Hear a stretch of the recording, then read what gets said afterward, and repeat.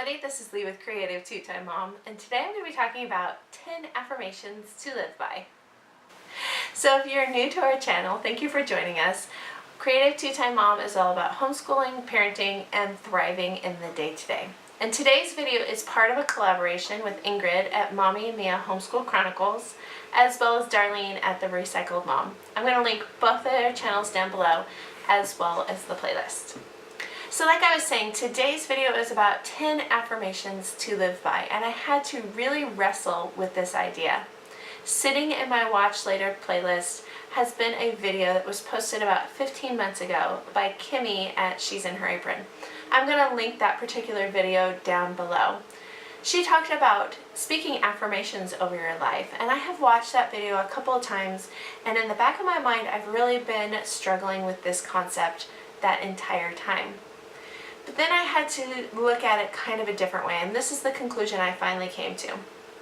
We spend all day, every day, speaking lies over ourselves. I'm too old, I'm too young, I don't have enough money, I don't have enough time, I'm not a good enough mom.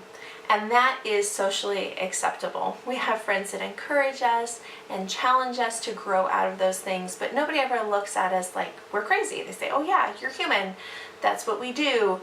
And there can sometimes be this reoccurring pattern of getting stuck in that place. But when you talk about affirmations, it seems to be so mysterious, so new agey, so name it and claim it, that people tend to hold affirmations at a distance and say, no, that's not what we do. That's not okay. And I would challenge you, because this is the place that I finally came to, is why is it okay to speak lies and not speak truth? So when this particular collaboration came up, I was still kind of wrestling with that idea and coming to some new thoughts and some new conclusions. So the 10 affirmations that I'm going to share with you, I do not think are an all-inclusive list. I just think that these are the things that I am working on for myself right now. And if you decide to go this path, I would encourage you to pray about and speak over and talk with the Lord about what affirmations He would have you speak, because I think they're going to be very different for each particular person, for what you're struggling with in this season of your life. I think that each season is even different, not just each person.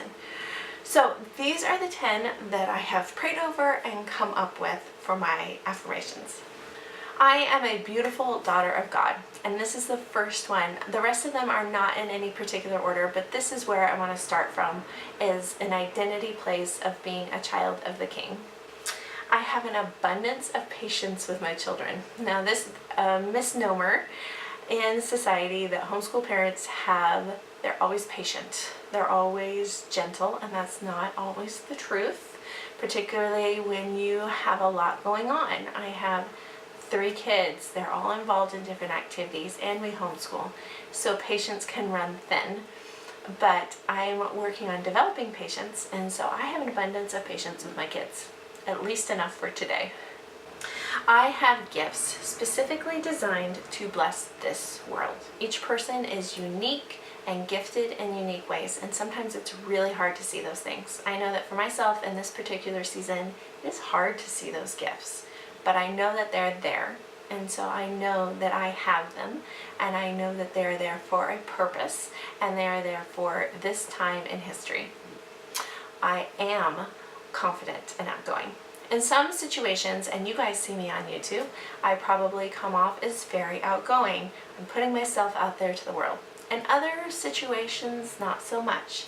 And I have had this tendency to speak a lie that I am shy, and I'm not outgoing, and I don't think that's necessarily the truth. I think that at the core of who I am outgoing, and so this is a truth that I'm speaking over my life. I have the tools and resources to be successful. I have a lot of different roles in my life. I am a coach, I'm a mom, I am a teacher, I am a friend, I am a daughter, I have an educational background, I have traveled the world. I do have tools and resources to help me be successful in all these positions that I find myself in. Or I have friends or resources to draw from to help me be successful in those places. I will rest in God's faithfulness and free my mind from worry and fear. And I think the key word there is rest. When you're worrying, when you're fearful, there is no rest for your mind. Your mind is constantly racing to the next thing. So being able to rest and release and trust in faithfulness and history, I think is a very important thing. God has prepared good things for my future, and my best days are still ahead. I am looking at turning 40 this year, and so it's so easy at 40 years old to say, I did my adventurous thing in my 20s. I did the ministry thing when my kids were little. I've led women's retreats, and those were all wonderful experiences and are part of those tools and resources that I talked about earlier. But that doesn't mean that it's done and it's finished. There still are good things for the future, and there will continually be good things for the future. It's just a matter of believing it and having the eyes to see it. I will see it each day as a gift from God, and I will seek out its blessings. And this is part of gratitude and thankfulness.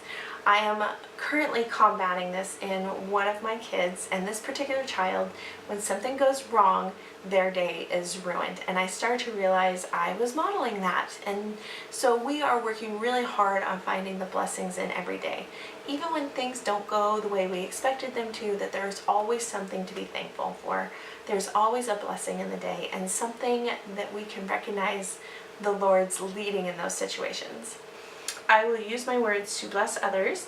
I will speak life and victory over others and their circumstances. We talk about socially acceptable sins. This is one of them. The way we speak about others, the image that we portray about others, whether we're speaking directly to them or speaking to somebody else, just being an encourager and speaking life over other people, sharing what is working in my life and finding those blessings and being encouraged, and then speaking that over others as well. I am calm and peaceful and choose to live my life happy. Happiness is a choice. There is a difference between having everything go well and being happy.